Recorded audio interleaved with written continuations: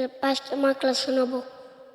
1 number মাকলাস হলো কে শুরু হইতে হামজা হা। 2 নাম্বার মাকলাস হলো কের মধ্যখান হইতে আইন হা। 3 নাম্বার মাকলাস হলো কে শেষ হইতে কইন খ।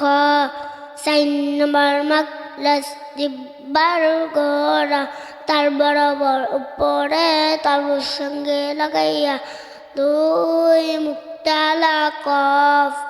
5 নাম্বার মাকলাস